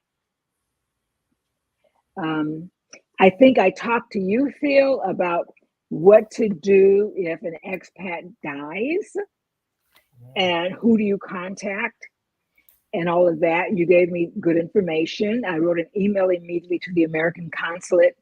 I started calling her family. The police came in, and it took all day long with the local police. Then the case was given over to the coroner's office. And so this process started at 9 o'clock in the morning, and they didn't come to process her body until 6 that night. So that was on the 18th of June. So what does it say? Two or three things. One, yes, you need a network of people. And I think many of us come from the US with these ideas of having our privacy, being private, not opening up to people, and it takes a village. It takes a village to even, take care of old folk, not just to raise a child, And we didn't have a village intact, or the village we thought we had intact had some very duplicitous persons involved. And that couple were, for her sworn enemies. And she said it again. She wanted me dead. She was trying to kill me. And that's the story. That's the story. It has been hurtful. It has been difficult. I have grieved for my friend, but I've also looked at the wider question of, how many other people does this happen to who are expats anywhere, who are seen as a possibility for easy money and are treated this way because they need and want help? And then what are the implications for people who are traveling and who want to retire? And as I said, I talk to people every day, Phil, who are wanting and ready to leave the US for the retirement. Yeah. But there's no reason to leave the US for retirement and to have, years of good life. And then when you become very, very ill, reduced to the situation that my friend was reduced to. This is true. So we have to do something about this. Well, one thing that we do about this, and that I try to do at least, is build the community through here. Okay. Yeah. So going back to what I had said before, when I came to Brazil in 2009, there was nothing. And when I had real issues, like, people calling me on the phone, threatening me, like, where's my money, blah, blah, blah, blah, blah. Because I had left the place that I was renting before the contract ended, but then I had talked to the landlord and he agreed to let somebody else put their name on the lease. But then the guy left after a month. So I'm getting these calls, I'm getting threatened, I'm this stuff that today I would be able to handle, in a snap. But being Right. new in a country, you're scared. You're like, oh my God, is this real? Is it, blah, blah, blah. And there was really, I think there was, I found out later, there used to be, what do you call those? Like those little boards, online chat boards for gringos, which later became a Facebook expat page that was popular for a while. Mm-hmm. But even still, there was Orkut, before Facebook. but things really started happening for me when I got connected back to the expat community, because there's this part of expat traveling, and I think it's even stronger among Black folks, because sometimes Black folks leave the U.S. for very strong reasons, as far as how they feel the country is going, racism, blah blah blah blah blah. So it's almost like it's a pilgrimage more than just an immigration. A pilgrimage to be around your people, etc., which is beautiful and all, but you got to be realistic about it. And one of the things that you got to be realistic about is I totally support moving to a country and being a part of that country. Eat that feijoada, that muqueca, go to those sambas, enjoy the hell out of that. Learn the language, please, Mhm. but don't forget that you're not from there. Don't forget your Right. peeps back home. Don't forget. So when I got that community around me, like I feel stronger now. Like if shit goes down, I Yes. got people I can call that will be there on the double. You need that. So don't get super romantic about this idea of traveling and leaving everything behind and forgetting the past and America. This man, Mhm. you need those people. Sometimes Yes. you and even if and you can even do that, because I'm somebody, both my parents passed away. I have a sister in the US. I don't have a lot of family in the US. I have friends from high school, so I don't have anything that really connects me to the US anymore as far as family. So I've built my own families here in Brazil. But part of these families that I've built here in Brazil are my expat family, like people like Wande, people like Kira. She's like my little sister. Wande's adopted her already. We've all adopted Kira. She's adopted by everybody. So, you know, we do this not just because we love the people. I wouldn't talk to Wanda if I didn't love her. But there's also another side of that, which is that network that's really strong and really, really, really important for you to build with your expat community. So don't forget your expat community, please. Okay, they are And it's extremely. it's so important. And culturally, I think it's an important point too, that in African American communities we always have connections, and your Hmm. connections are on all different levels. It's the church, it's the family, it's the work, it's the this, that, and the other. And It's the so drug to dealers. cut that too, they know who you is. So that too, but when you leave, you don't leave your culture. Also, you bring it with you. And so part of that is how you organize and why you organize. And Hmm. so the other thing I was saying to someone the other day was that I know there are other seniors, Black seniors, who live in my area, but I don't know many of them. Hmm. But the people that I do know are you young people.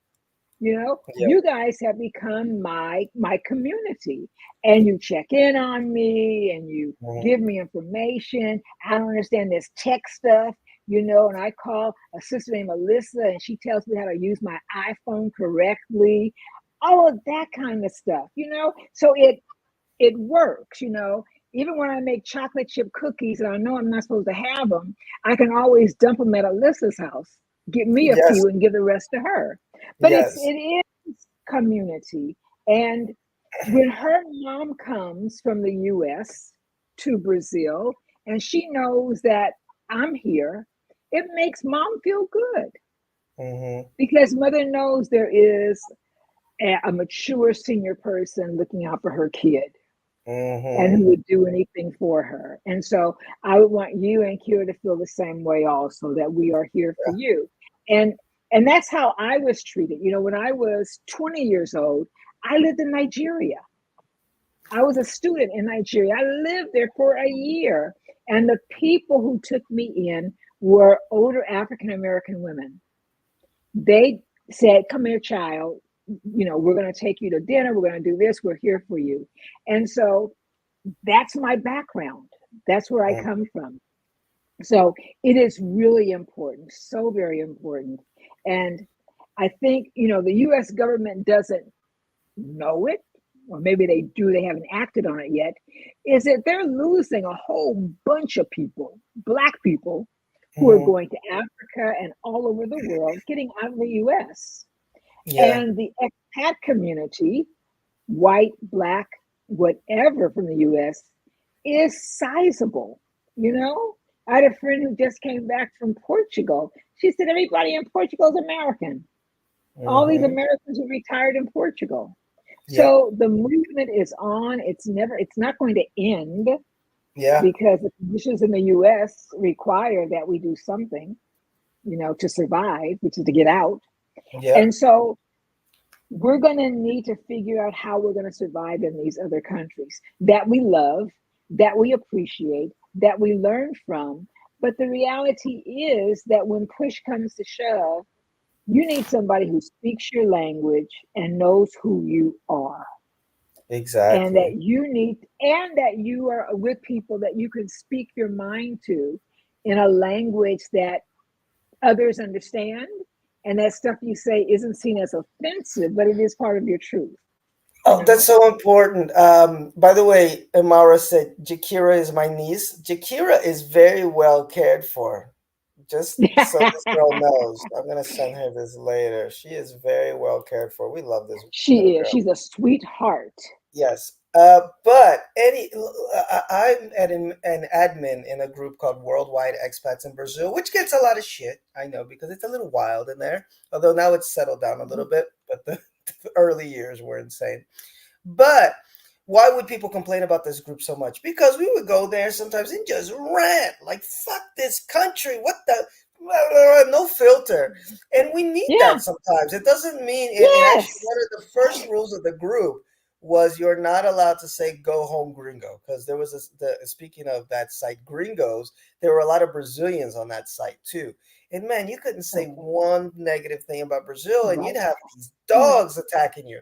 So one of the guys from there named Eddie, he created Worldwide Expats, and we kind of don't allow too many Brazilians in for this reason. We have a few in there that can speak English, that have traveled a lot, that get, why we Right. sometimes have these intense conversations.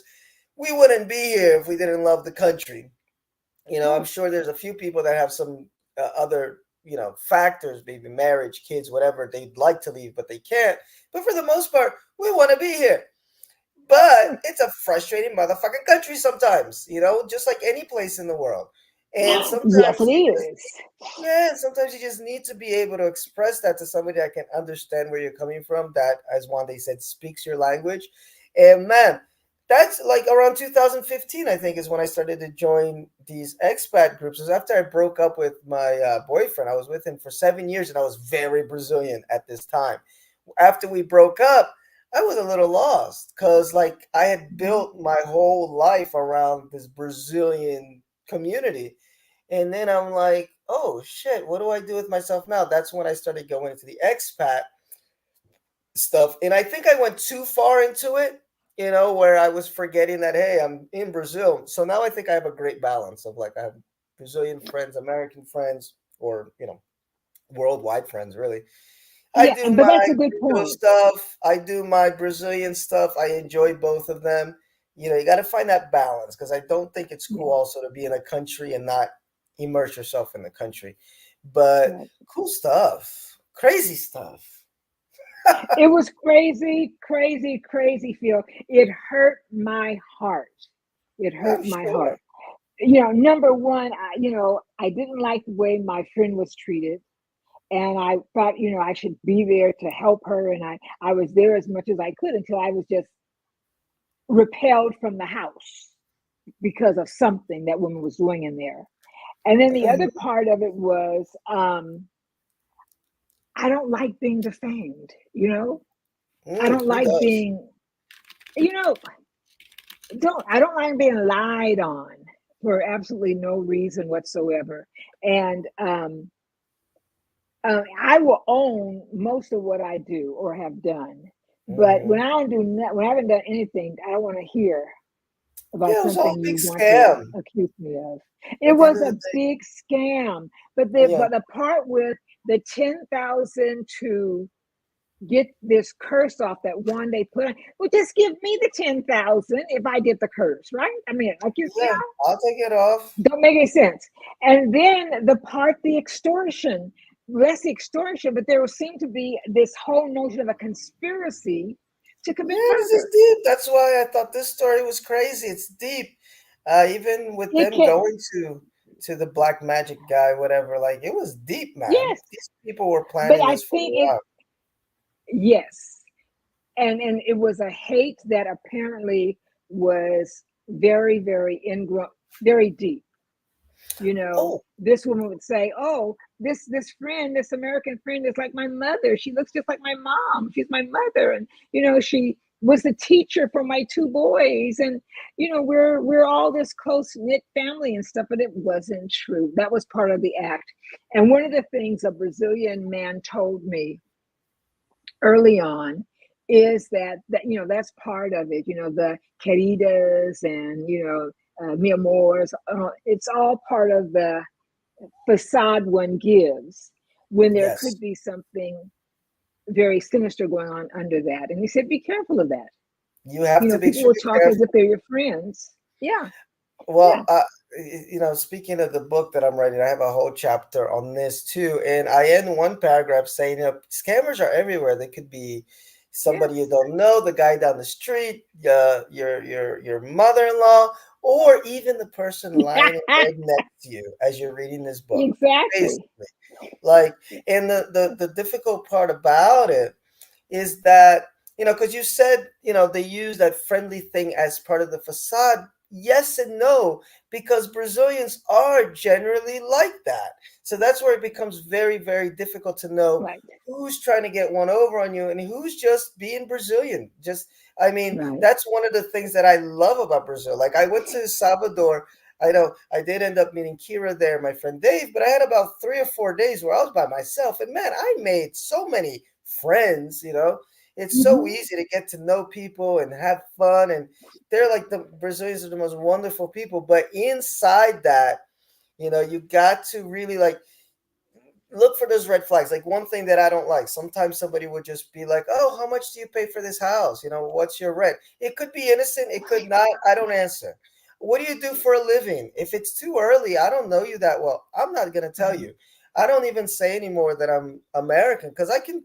Se eu falar português, eu tenho quase zero sotaque. Então, like, I can pass as 100% born and raised Brazilian until you see me writing, and then I don't know where to put the accent. you know Thank so you.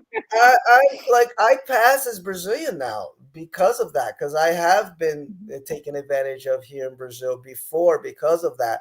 So that's one thing that I think is really important to know, um, is that and I think Americans more than anybody else, because Americans feel like they run the world, they come to Brazil thinking Brazilians are just gonna love me, because Brazilians love McDonald's. They got Starbucks everywhere. Marvel movies make $100 million here. They love American. Of course, they're gonna love me. Beyonce. They love Beyonce.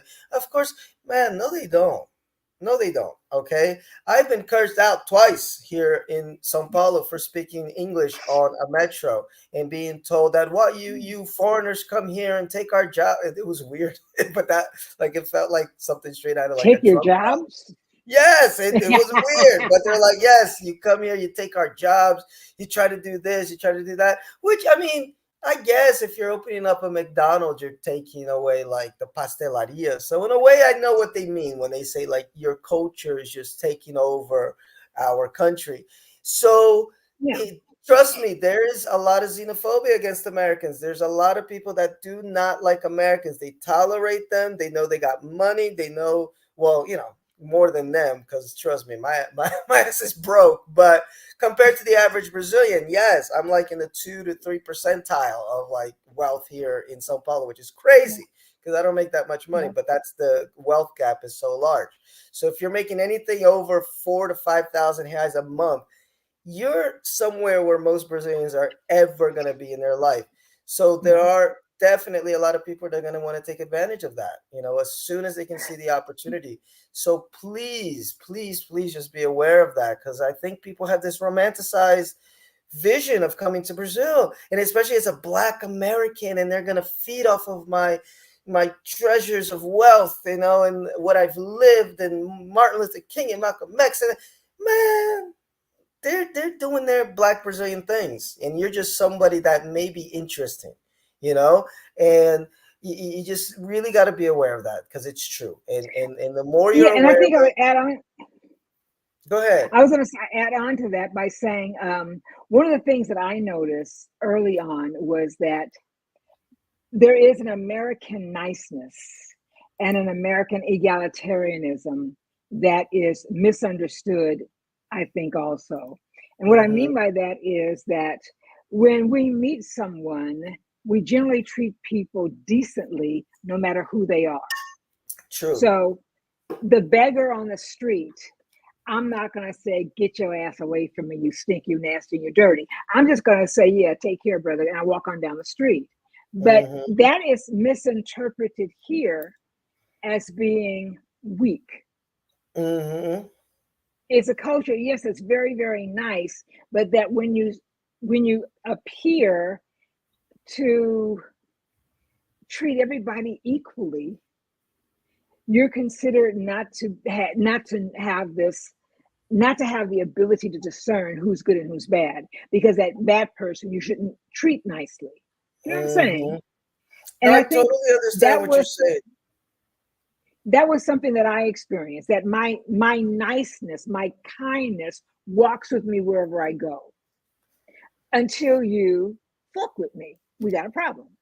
Yeah, But and that's up the part until that they that don't point, know. That's the part that they don't know. Let me show you because you just mentioned this. When I was in Salvador, I was there. Like I said, I was there by myself for a couple of days. So Monday night, it's uh-huh, hot. I'm in my hostel, and I'm like, it's hot. So I go out to try to find something open, and there was this little bar open in the corner of Baja, like one of the last little bars before you get to the lighthouse. And there were a bunch of people there. There were kids there. There were older people there. And I was like, all right, good. I'm going to have a couple beers. Boom. And I meet these guys there. And this guy with the glasses, he had taken some substances, let's say. He was relaxed, let's say. And he gets up and he's like, put on some Bob Marley. And the owner of the bar is like, Bob Marley? Nobody was going to listen to Bob Marley, motherfucker. And then he's like, put it on. So, man, we were in this bar till 3 in the morning listening to Bob Marley, that Live in London, classic performance. I think it was in London, uh, where he's got the blue the jeans outfit, the iconic kind of outfit that he's got. Anyhow, so I hang out at this place. I do some things there that I'd rather not say publicly, but I had a good time. In either case, uh-huh. next day or maybe 2 days later, I see these guys, and what do they do for a living? They park cars. They're like just regular, they're just you know Mm-hmm. uh, poorer people. And we took a picture. I was like, "Hey, it's you guys." They're like, "Hey, parceiro." No, they don't say parceiro in Bahia. That's São Paulo. What do they say in Bahia? They say irmão or something. Rapaz. Rapaz, hey, rapaz, vem aqui. Da-da-da. We took a picture. Da-da-da. But to your point, one is like, yeah, I doubt anybody from Brazil would ever do that. But I'm judging these people by their character. I don't care. They could be street bums or directors of schools. I'm going to treat everybody the same. Mm-hmm. But I did notice when I was at the bar, as soon as I started buying a few more beers, I started being asked if I could you get me a beer? So I got one for them, and then I jetted because I was like, no, this is gonna turn into me paying for everybody's drinks after a while. So this is like, they don't do it out of mean spiritedness, or some people do, but it's just like that's just the reality of this country, folks. The wealth disparity is so large that if you go to somebody that makes less than 3 or 2,000 reais a month, and you take them out to McDonald's or you help them with something, man, you're seen as somebody that's got money and has power. And some people will Mm-hmm. try to take advantage of that. Some will do it, in a way that's not as harmful, as in, you can become a sugar daddy, guilty as charged. At least once I have, it caught me a little bit by surprise. Although I did spend way more money in like 3 months than I have ever in my life. I'm like, oh my God, I was hypnotized by something. Anyway, or some of them can really be maleficent and really try to kill you, like what happened with your friend. So you Yeah. got to get some red flags. For me, the main red flag, and I think it's important to say a few of them because we are mentioning them, is if they start asking too much about money. If they want to find out where you work, what you do, how much is wow this, and it's so they say it's so nice. Oh, que casa linda! What a beautiful house. How much is the rent here? How much is this? And I say, man, more than I can afford, which is not a lie. Mhm. 'Cause where I live, Mhm. I'm ready to move. But yeah, I just say, é mais caro do que eu queria. Boom. I end that conversation. I cut it off. Or if they want to talk about work and we're at a bar, I'm like, man, não quero falar de trabalho, desculpa. Or I'll say I work at a school.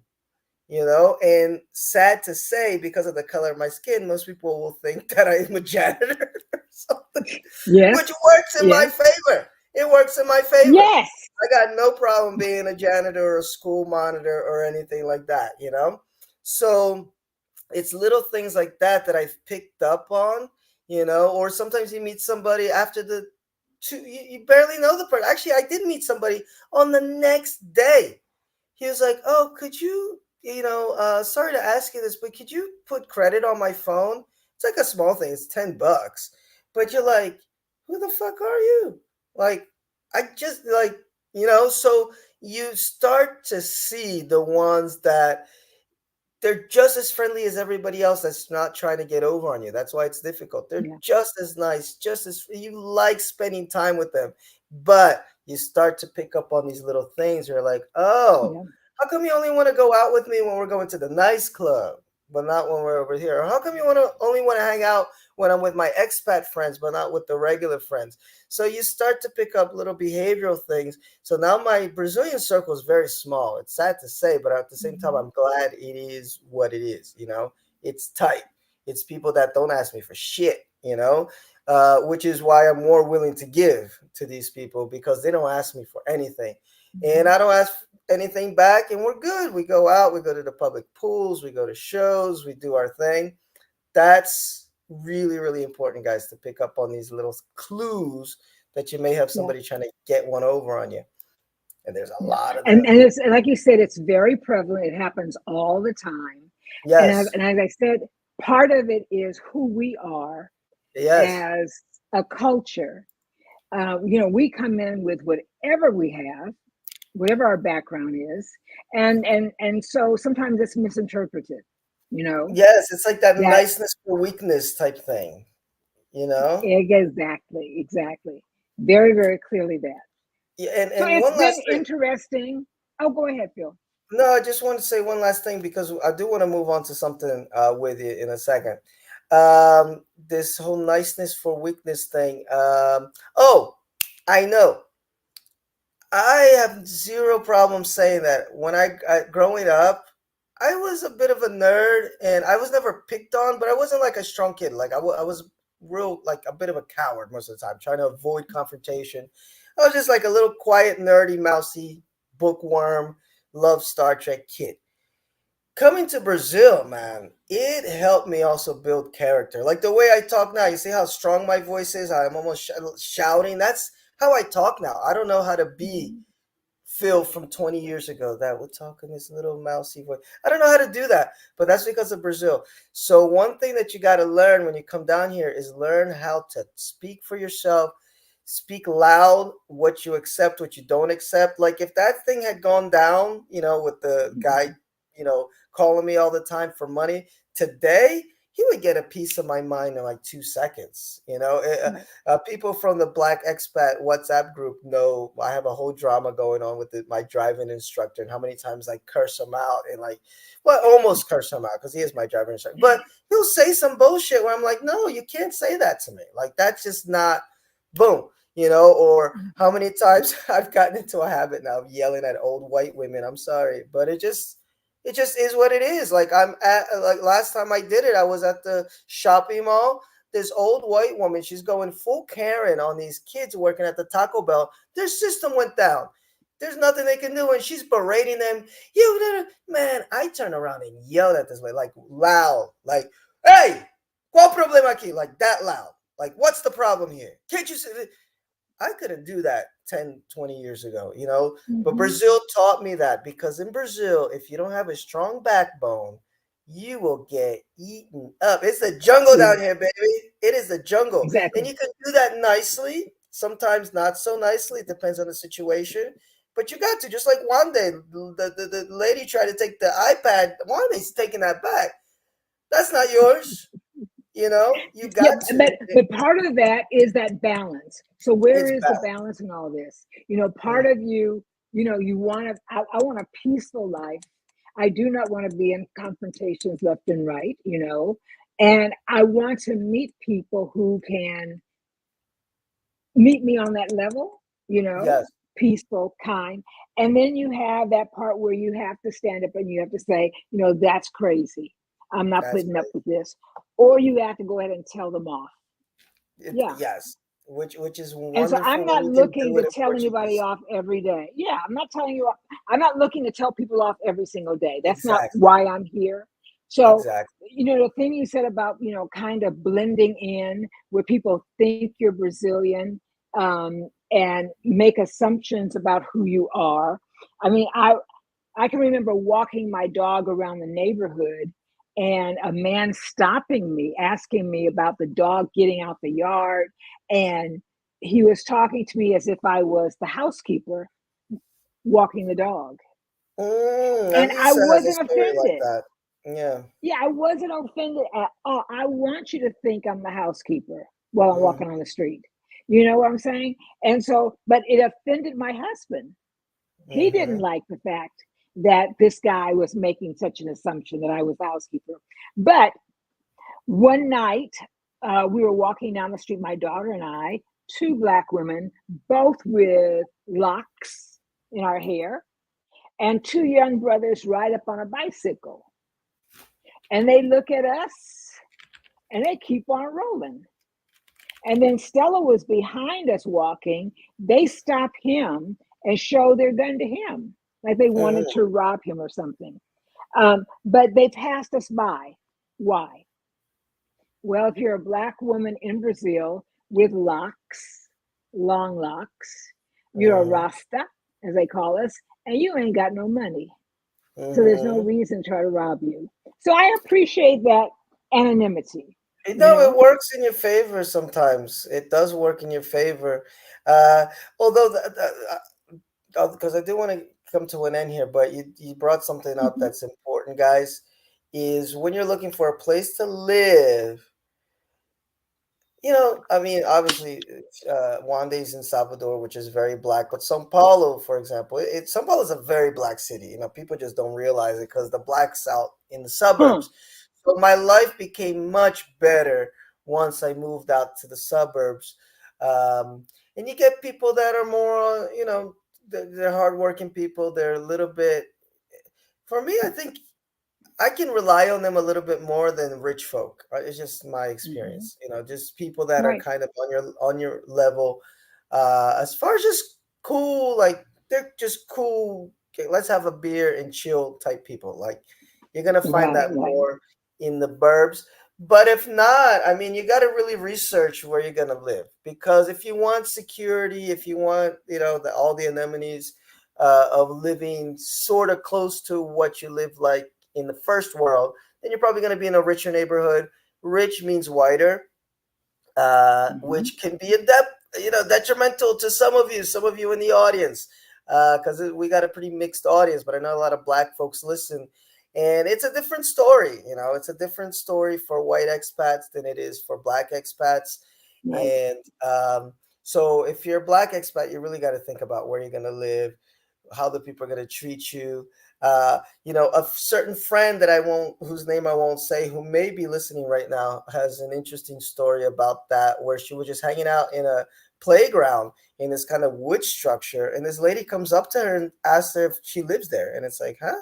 And she's exactly like what she said. She's got the dreads, you know, she's got the whole thing going, but it can work to your benefit. You know, I do Yeah. not mind being seen as somebody that doesn't have money down here. I don't mind it. And because one, it's like, okay, I do make a decent salary, but I'm not rich. It's just enough, it's just a regular middle class salary. If I lived in the States, I'd have like a 2 bedroom little house and a car and just a regular basic life, nothing extravagant.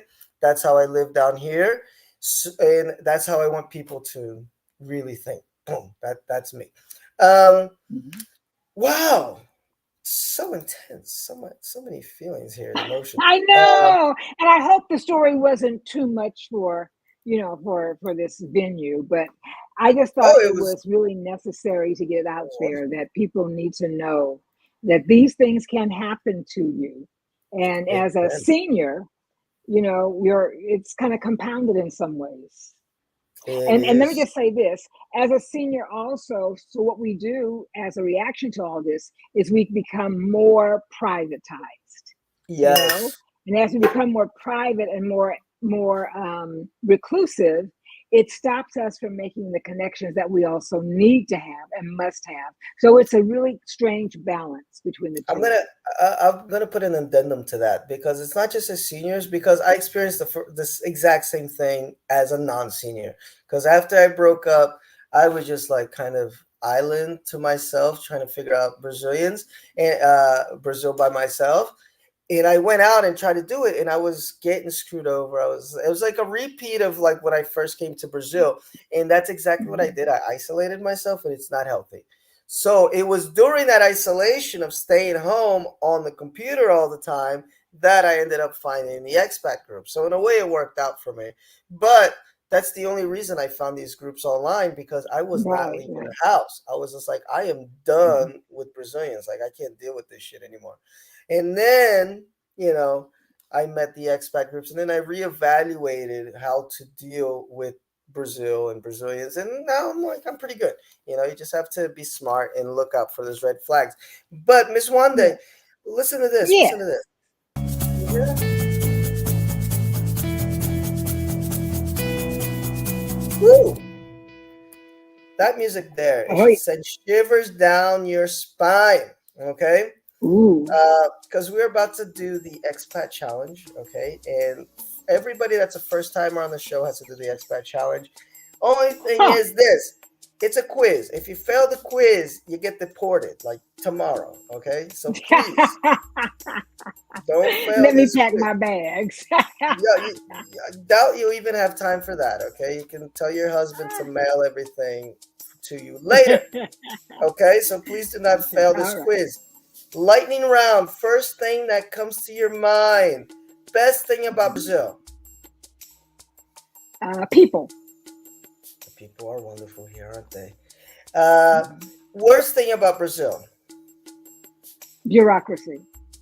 Ooh, so true. Favorite Brazilian food. Muqueca. Oh, I really need that moqueca. And I told Fish stew. Yeah. I missed my flight to Vitoria last week. I was so looking forward to having that capixaba moqueca, which is different than the Salvador one, Yeah. but it's still delicious. Yes.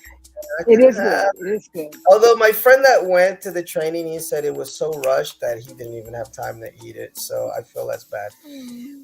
Misery loves company. Least favorite Brazilian food. Least favorite Brazilian food. Oh, let's see. Least favorite. That one. I can't remember the name of it, but it's the pig intestines. So it's chitlin Oh, Brazil style. yes, it's not tripa. It's another name, and I know exactly. Seria? I've totally forgot, but it is Yeah. delicious. I love it. Wait, No. comida feita com intestino do porco. Let me see if I can get the name of it. Dobradinha, maybe. Sararé, Dobradinha is from the sararé. Nordeste, and it's really good. It's the actual intestine. So dobradinha because it's all folded up. It's the intestines all folded up, and it Nah. is this right here. Yeah, and it's pretty much like chitlins. There's the dobradinha. Yeah. Yeah. Mm-mm-mm. Mm. Yeah, so I like it. Wait, do Brajinha. There it is. Mm, mm, mm. Yeah, I can eat me a plate of this. I can eat me a plate of this. Anyway, You got a cast fav- iron stomach. actually, I don't because I feel it like not even the next day, like 2 hours Okay, later. okay. That and oxtail. The oxtails down here fuck me up. Oh my goodness, but they're so good. But the Really? Brazilian, Oh, they're the great. They're habada, I great. think it's called habada, right? Habadas, exactly. Oh yeah. Oh, Ooh, lovely, it's lovely. so You know, they good. But use those pressure this, cookers like crazy. Yes. mm, but that will screw me up. Like don't be around me because I'm gonna be farting up. If you ever Ah, make one day, if you ever make me this at your house, you just be like, "All right, Phil, it was great seeing you." Soon as dinner's no, I over, do it, but I do it as soon as Jamaican dinner's style and over, stuff, right? just offer me some coffee and walk me towards the door because I will stink up your house. I will stink up your Put you house. That's outside. put me outside Wow. with the dogs. Anyway, favorite Brazilian drink. I'm going to say caipirinha because it's the Of gringo course, drink and it it is is. delicious. Oh, I can't hate on like almost everybody says caipirinha. Like, how can you hate on them? Because it's I so delicious. know. It's so good. Yeah, lime juice and sugar. Mm. And when you get that good one, well, because I one little tip, guys, if you really like to taste the cachaça, an expat taught me this. Ask for less sugar in your caipirinha. I'm addicted to it now with less sugar. It's so much better because some Really. guys sometimes they put a little too little sugar and then you got to put a little extra in. But when they do it just right and you can really taste the cachaça with the lime and it's not like really sweet, mm, try it. But don't drink that on the beach. It's hot. You're drinking on the beach. You drink a whole Mm. bunch of them. I have a friend named Kathy who started drinking up those caipirinhas and she fell off of a stool, honey. Oh my It God. was, Yes, don't do it. Anyway, it'll what's run up the on you. best place you have visited in Brazil outside of Salvador? 'Cause Um, you know you love Salvador. yeah. I like the islands around Salvador and Bahia. There's one called Morro de Sao Paulo, and it's a Oh, the São beautiful little Paulo is very famous. island. Yeah, Yeah, it's absolutely gorgeous. yeah. People Yeah. talk a lot And about there it. are no cars. You walk across the island, it's very small. Parties on the beach at night. Really a great Nice. place. Yeah, I Yeah. want to visit there. People always say that it's one of the best places to visit in Bahia and in Brazil. Yeah, What do you I think is bet. the most overrated place or thing in Brazil? Um, Overrated place or thing. You know what? In terms of how expats see it, or Yes, yes. That expats are like, "Ooh, this is so," or even Brazilians are like, "This is so great," and then you do it or you go yeah. there and you're like, Huh. I can't even, I need to answer it so I don't get deported, but let's see. I agree. Most overrated I'm calling the place. U.S. consulate now. you know, I'm actually going to say Sao Paulo, Okay, why? only because there is this notion, and so my problem with Sao Paulo is structurally that it's the center of everything for the country, Hmm. and that they haven't learned to decentralize from Sao Paulo, and so you need a part for your car. You got to wait a week or two until it comes from Sao Paulo. Everything you need has to come from there to other parts of the Hmm. country. So yeah, it's overrated. Break that mess down. I love it here. Look at Imara. Imara said São Paulo is already underrated. No, but okay. I'll have a chat with the immigration officer. I didn't like that answer, but No, it's true. It's true. we can we can see what we can do about it. Although I will say this, brownie points for breaking the average answer, which is Rio.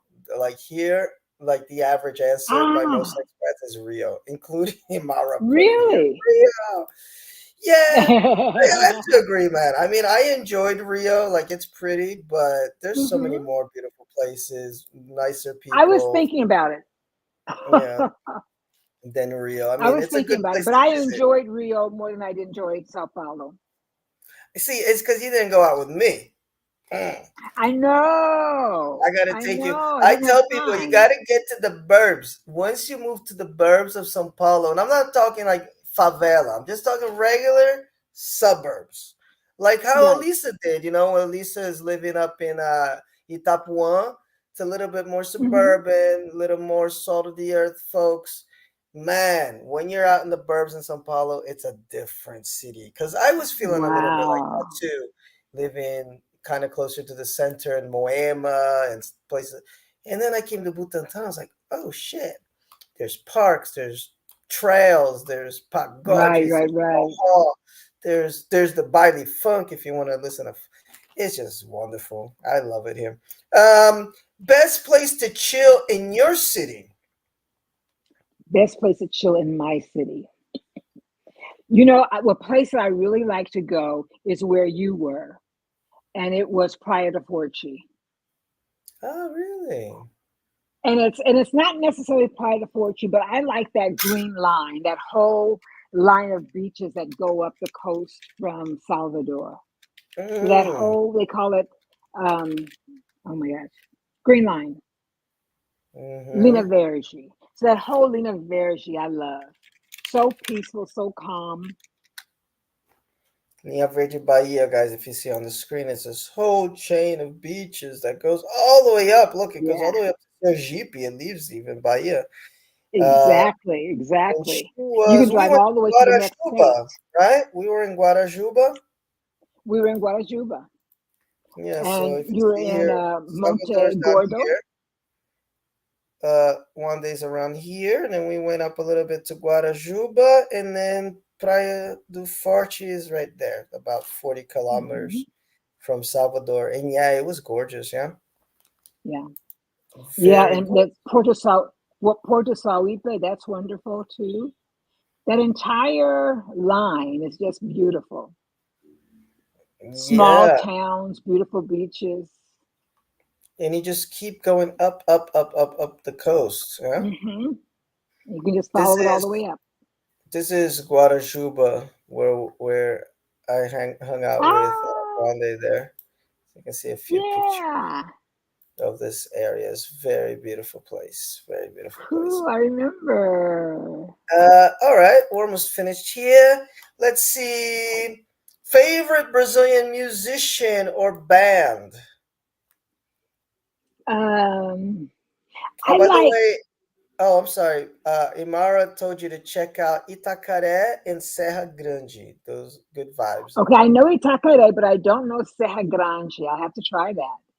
All Serra right, cool. Grande. I gotta connect you I to. will check it Imara out. is a wonderful, wonderful person. I'm gonna connect the both of you. Okay, thank you. She's in the Caribbean So, what right was your now. question again?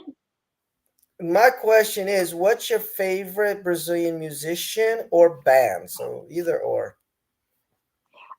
I've been listening to Seu Jorge. I love Seu Jorge. Who doesn't? Yeah, Seu Yeah, Jorge is I've great. been really liking him. Yeah. And then Chia Maya makes me think of, the great soul singers, the African American soul singers. Mm-hmm. Oh, Chimaya is an Try, institution. Chimaya is an yeah, institution. yeah. And you actually he spent He's some time in the US. He got he deported from the did. He's the US. Brazilian Barry White, right? He's the Yeah, yeah. Brazilian When he Barry was White. Yeah, and I always say to those who are new to Brazil, Chimaya, and I don't think we have anybody in the US, and we talked to Elisa about this a little bit when we did a music podcast. We're trying to figure out somebody in the US that has the universal appeal of Chimaya in Brazil. Because man, I swear to you, you can be in the middle of a bunch of gothic rock and roll, hardcore hardcore guys. You put on Uh-huh. Chimaya, they're gonna sing. You can put on Chimaya, like it could be a forró, sertanejo, a baile funk with a bunch of like young kids, old people, white, black, Chinese, Japanese. You put on Timaya, Yeah. boom. E eu gostava tanto de você. Everybody's gonna sing that shit. He's great, man. Chimaya is another, like, from another planet. Crazy dude too. Yes, yes. Very crazy. And your final question. Let me tell the our immigration officer. Hold up. I think she might. Hold on, hold on, hold on. All right. Uh, Funny. your final question. A word of advice for future visitors to this beautiful country. Advice. Um, don't come as a wide-eyed American thinking that that you know everything and that you don't need to be cautious or anything like that. Come being aware that things can happen and that you need to be careful. Hmm. Have fun, enjoy yourself, learn something, but be careful, be sensible. Be sensible. Such a Yeah, difficult thing for people to be these days, but you got I to. know. But it's the idea that you can't be sensible and travel. Come on now, you can. Mm. You No, certainly can. and especially if you're thinking about staying here long term, I think you need to be a little extra sensible. You can be a little wild and crazy if you're just traveling, but if you're thinking about long term, you really got to. Awareness. Imara just said here in the chat, you be very aware. Um, and actually, my Facebook handle for a long time was "Be Aware" because that's just what I was feeling at that time. Later, I lost that Facebook. I was so upset because he couldn't have like an actual fake name on Facebook. But anyway, but yeah, I was "Be Aware" for a long time, and then "Be Alive" after that because Yeah. I went from I that was my evolution. I was in the awareness mode for so long, afraid to do anything, just suspicious of everybody, and then I got to that balance point. So then I changed my Facebook handle from "Be Aware" to "Be Alive." Live Hey. your life. It's a wonderful Yes. place to Yeah. be, but you got to just be smart. Got to be smart, extra smart down here, or you may get screwed. Um, well, guys, this is a long BJ tonight. It's been a long time since we had a really long one, so I'm glad one day you stuck through. And oh, your camera froze, but I think I can still hear you. And Oh, there she is. There she is. Oop, she you're dropped back. out a little bit. Wait up, No. guys. There you go. There it is. She's back. A little Okay. technical glitches at the end there, but we're here. Let me remove this from the studio. There you go. So, guys, that's one day. That's one day story. Hopefully, we'll have her back to just talk about cool stuff to do in Salvador. She's traveled a lot. And so I definitely want to bring her back on for that. But this is more of a cautionary tale type thing. And it's something that people have Yeah. asked me about a lot, when I post the podcast, are you going to talk about this? You're going to talk about that. So there you go. Today we talked about retiring in Brazil. If you want to contact Wande, contact me. I can put you in touch. Unless do you have an Instagram or anything, Facebook page you want to share or no? No, I don't have Instagram, but Facebook, I'm Wande Knox Goncalves, so they can message me there. All right, cool. Let me write it on the Yes. chat. Wande Knox Goncalves. Pretty easy, guys. I'll link it in the comments later too, so it'll be permanent. But if you're watching now and you want to check her out, that is her page right there. There she is. Wande Knox Goncalves. Okay. And thank you, lady, for coming on. Oh, You're awesome. well, Phil, thank you so much for having me. It's always a thrill to talk with you. You It are one of my definitely is. kids. Yep, yep, yep. Yes, you are part of that family. We are all part of that family right now. And Yeah, you're gonna have yeah. another kid. Wait till you meet Imara. You're gonna have another kid. She is Join a crew. amazing, and look, you're gonna have kids and grandkids because she's got kids herself, and they're Oh, she amazing. Like does. you think she's Okay. amazing, and then you see her kids, you're like, what the fuck? Oh You're like, no. just amazing after amazing. I want to see them. I want to Yes, see yeah, them. she's really great. Oh, Uh, thank. but folks, that's it. I'm sweating over here. I'm sweating more than one day. It's hot in I Sao Paulo. know. That's another Gosh. thing. People sleep on Sao Paulo. Sao Paulo is black as hell and it's hot as But I had to close up because of dogs barking and stuff. So I'm not getting that ocean breeze that I'm usually used to. So yeah, I'm sweating. Oh, Alenda just dropped in real late, but she says, I'm late, so going to replay it. But thank you for sharing your time and advice with us one day. I don't know, Oh, Alenda, you're but, welcome. but thank you. Yes, that's a beautiful message. Please listen back because she gave a lot of good advice. And then right around the 40-minute mark, we start to get into this dark story that yeah, it's, My you dark just have to listen. story. Yeah. Yes. But anyway, guys, that's it. I'm going to play some outro music here and say thank you for listening to the Expat Boa Brazil noite. Yes. Please like, share, subscribe to the page.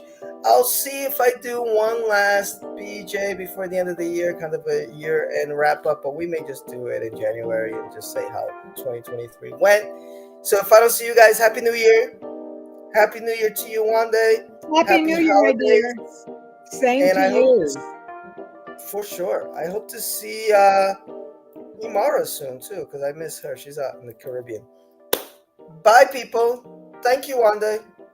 You're very welcome. Thank you. Beijos, as they say here. Don't go away.